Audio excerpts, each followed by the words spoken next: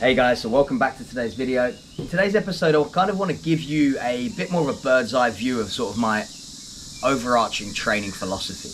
Because as some of you may have seen in my sort of previous videos, a lot of my videos, yes, I sort of operate on the performance standpoint, increasing squat, increasing strength, increasing power. But I would say that the main part of my training is on prevention. It's on constantly looking at how I move, how I land, how I change direction, and trying to reduce the risk of injury. And as some of you may have known, is that like I've spent the last sort of 8-9 years working primarily in injury rehabilitation at Performance RX in North London, under the tutelage of Joel Proskowitz, who works directly with Dr. Stuart McGill, so I was exposed to a lot of his work. I also spent a lot of time studying Dr. Tim Hewitt, who's the world leading experts in knees and ACLs. And like between those two, I saw a lot of commonalities, okay? A lot of the same things that Dr. Tim Hewitt was saying about prevention of knees is what Dr. Stuart McGill is saying about prevention of spine injuries. And understanding that the way I kind of coach is always trying to figure out how the person in front of me is organizing their body to overcome challenges. So whether that's landing, change of direction, even something as simple as a squat, a box step up. I'm looking for what is their sort of software programming of how they get from point A to point B, because I think a lot of people focus purely on point A and point B. Okay, what's the depth of the squat and am I achieving lockout at the top? But actually what you can figure out is we're all slightly unique in how we get from point A to point B. And what we want to make sure we're doing is that we're coaching a strategy that is going to be preventative by nature, but yet yield performance. Because I do believe that training is rehab and rehab is training. Right? If we're training efficiently, training correctly, training the neuromuscular system to have a better understanding of how to move our bodies through space, that is not only preventative, it is a performance program. And the reality is that there's more ACL tears happening, especially in female sports, and this is even with high-level coaching, high-level performance coaches, etc., etc. So the question is, what are we doing wrong? And I think a large portion of it is having a deep understanding of the individuality of movement strategy, right? A squat isn't a squat because a squat can be performed in many different ways by many different people. So how are we coaching it and how are we teaching the individual to get the very most out of the movement? One of the key things that kind of really sort of resonated with me when I changed and sort of moved from more of a performance sort of training facility to more of a rehab facility was just how many people were getting hurt through their training. Now, when I was sort of sitting down and asked this question to sort of Joel Proskowitz, we sort of come up with a number of around sort of 70%. We saw that 70% of all the people that we saw were training and or trainer induced. So it wasn't even that they were just going to the gym on their own and doing it wrong. They're actually being coached wrong by coaches. It's like, because the reality is that from my point of view is that the moment we step foot inside a gym, we should be less likely to get hurt than somebody that doesn't train. But that simply isn't the case. And that is purely because it's a complicated setup, right? It's not just exercises, cheering people on and telling them to push harder. That works to a point. But the reality is that we need to get into the weeds as to trying to educate individuals as to how they need to overcome that strategy. Because we're all, the older we get, the more injuries we accumulate through life and training. And every injury leaves a legacy. It changes the way our brain wants to move, right? It changes our sensory nerve output, changes the way we feel, kinesthetically feel, muscles contracting, etc. And understanding that is what we need to be coaching. We need to be coaching individuals how to move better, how to land better, how to organize themselves so they can control their center of mass better, right? Because it doesn't matter what your athletic endeavor is or what your athletic skill level is, right? We need to make sure that we are better movers and we are not exposing ourselves to a higher risk of injury, the higher the outputs that we can achieve. Dr. Tim Hewitt highlighted this in the sense that by implementing a neuromuscular strategy to people at high risk, you could have a 62% reduction in ACL injuries. That's a ginormous number, right? So to just a simply neuromuscular training program. Now to clarify what I mean by neuromuscular, it's not just sitting on a machine and working the muscles to get stronger. It's working the muscles to get stronger in an environment that addresses how we operate and how the software programming of movement, right? It's how we are achieving that movement. And there's four main strategies that I think carry over from both in all injuries, really. I think that, but Dr. Tim Hewitt sort of addressed this mainly in this work with ACLs, but I think when I've sort of spoken to Joel and Dr. Stuart McGill. There's a ginormous crossover here, and those 4 big risk factors are essentially 4 main pillars of my training, right? Things that we want to address in our training. So the first one is going to be limb dominance, okay? A big predictor of injury is having one leg way stronger than the other.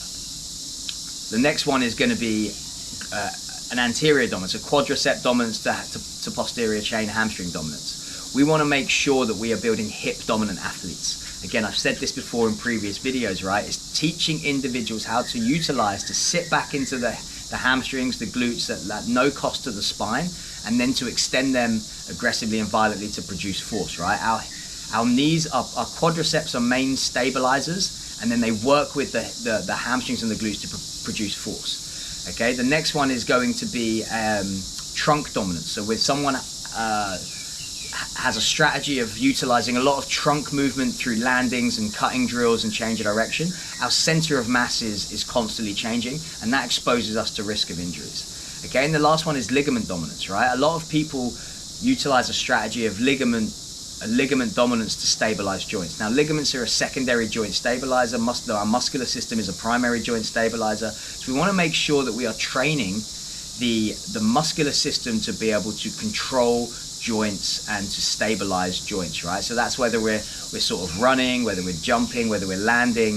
It's making sure that we're not adopting a stiff landing strategy that challenges the ligaments that are secondary stabilizing, and instead we are utilizing the muscular system to absorb force and dissipate force through the correct channels. And that is ultimately the huge overview of what we are trying to achieve in training, because at the end of the day, training should be rehabilitative.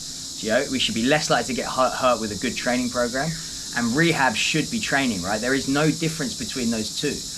So when you see things like my very basic sort of body weight movements, yes, they can be used as a rehab tool. They can also be used in assessment, because I can look at the individual performing this movement and get an understanding of, okay, what's their strategy? How are they landing on their foot? How are they stabilizing on one leg? What's going on at the trunk? Are they stable through the midsection, or is there a lot of wobbling going on? So this can give us a real understanding of movement deficiencies and things we need to work on. What happens when we go from a forward walking lunge to a reverse walking lunge? What happens when we change that to a lateral? What happens when we jump or step off of a box and land? Are we operating under a stiff landing contact, or are we able to absorb force and dissipate force correctly? What happens when we do a sequence of jumps? Does our technique change over that? And this is why I believe that every exercise, every rep, every set is an assessment if you're willing to look. What happens under fatigue? Because fatigue changes everything. The moment you are fatigued, and that can be through running 10 miles, or it can be through getting a lack of sleep, our neuromuscular control, our reaction time changes. So again, a large part of training is constantly managing fatigue. And this is when I look at things like the hybrid training world at the minute, and when I look at the programs that people are writing for people, I just see fatigue. That's all I see, because people are essentially taking a marathon program or a running program and then taking a bodybuilding program or a powerlifting program and just getting people to perform them both with no real sort of understanding of volume management and how we need to manage fatigue neuromuscularly. It's understanding that intensive sprinting, jumping, lifting weights aggressively is a fatiguing to our central nervous system. So understanding that if we fatigue our central nervous system and then want to go and play sport, where we place our feet when we're moving quickly is gonna change. Our decision making changes. So it's always about understanding that. It's training from a point of view of wanting nothing but the best for yourself, as corny as that kind of sounds, and looking after yourself as if you're someone that you care for. Giving yourself the right stress stimulus so that you get the right response, and not just hitting yourself with a hammer every time you enter the gym or go for a run and trying to redline your body to the point where you're stretching yourself to the very edges of your capacity. Now, there's a time and a place for that, much as there's a time and a place for machines, basic movements like bilateral squats and deadlifts, but we also need to make sure that in our training we are practicing and refining our ability to move athletically, to move dynamically, and to stabilize our center of mass under varying levels of movements and fatigue. Because ultimately that's what getting fitter is, right? Getting fitter is about, and stronger, is about being able to maintain positions and postures under different levels of fatigue. And our training should directly address those risk factors. Now, the risk factors that I have are different to the risk factors that you have. So our training needs to be somewhat subtly different at the things we're working on and developing. But ultimately, they are the same, because we should always have a well-rounded and well-versed understanding of how we move. You know, and that's the importance of screening, and the importance of always having that screening mindset. Even in when I go through the warm-up with an individual and I'm taking clients through the warm-up, I'm constantly looking at how are they moving. When they're doing something simple like a cat camel, are they synchronized from their top and tail of their spine, or is it clunky and awkward in how they're moving? Are they moving their hips too much? What's the first movement that they do when they drop into a squat? Are they shifting forward on the knees, or are they shifting backwards through the hips? That tells me what their brain is prioritizing. Now that we can coach that out and we can train that out. But if we're using the squat as an example, and someone drops forward through the knees and loads that patella tendon before they sit back into the hips, we're going to probably see that when they go into a depth jump, or where they come down from a landing. And if they come down from a header in a game of football, and that's their strategy of how they want to land, well, they're exposing their knee and their ACLs to injury, because that is not a great stabilizing strategy upon landing, right? The knee joint, we're using that as an example, that we don't want the patella tendon to be the primary stabilizer of the knee, because it only has one attachment point on the front of the tibia. So that when we look at the patella tendon, it cases all the quadriceps and the kneecap. Is that what the patella tendon will essentially do, is stop forward shearing and backward translation of the femur and tibia relative, you know, but it doesn't do much for lateral movement. It doesn't do much for rotation.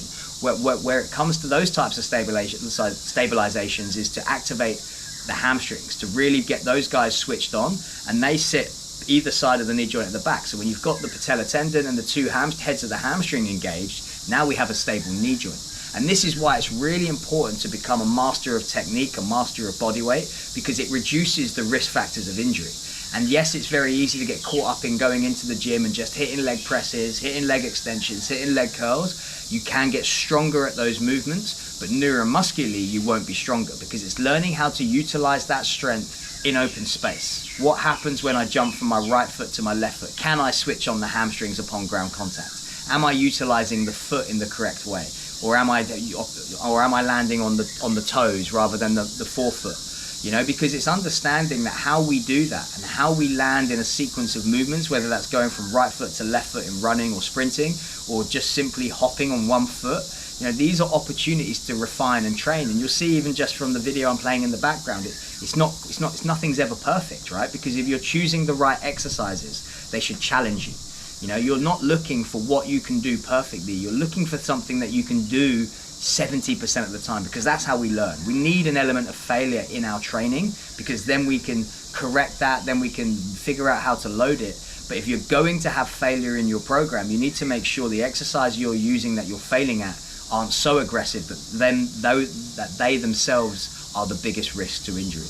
And this is where training can get a little bit complicated maybe, but this is understanding of how I like to view things, and how I like to keep myself healthy, and how I like to keep myself training and moving well, and so that we can constantly progress, because progression is the name of the game, right? Well, I'm not worried how quick we do that. I'm not looking at training through a 4-week or 6-week training block. I'm looking at it through 10 years, you know, and then it's right, what's the training block that I need to do now that's going to move me one rung up the ladder so that I can progress and progress and progress. And that's why it's important to make sure that your training is progressive, that you're looking after the way you move, you're looking after the way you stabilize upon ground contact, and the way you stabilize so that you can produce force, because ultimately that's how we run faster, that's how we jump higher, and that's how we get stronger. So hopefully this video gives you a little bit of an overview. Hopefully it gives you a little bit of an understanding of the sort of 4 main principles that I look at, that sort of addressing limb dominance, addressing making us more hip dominant athletes, building a more posterior chain dominant athlete, to minimize a trunk dominant strategy upon landing and really load the hips, the quads and the feet and the lower leg, and then to move away from a ligament dominant strategy and make the muscular system our primary joint stabilizers. And that ultimately is what leads us to being healthy.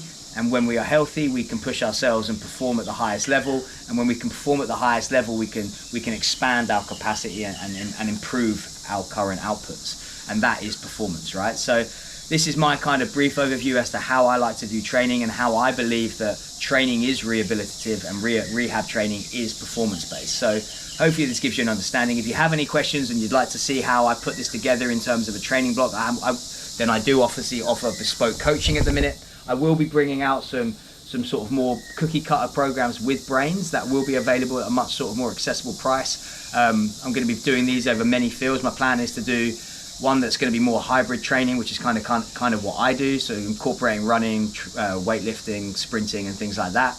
I will then have more of a built strong program, which is going to be for those people that just want to get strong, you know, with a little bit of cardio and some neuromuscular training in there, but their main focus is going to be on squats, bench and deadlift. And then I'm going to have a built faster program, which is going to be for those athletes out there, for you guys that are playing football, tennis, rugby, you know, all these types of things that are going to be really focused on making you a fitter, faster, stronger athlete on the field of play. So keep your eyes peeled for them, because they will be coming soon. And if you have any questions, please feel free to reach out. But if not, I look forward to seeing you next time.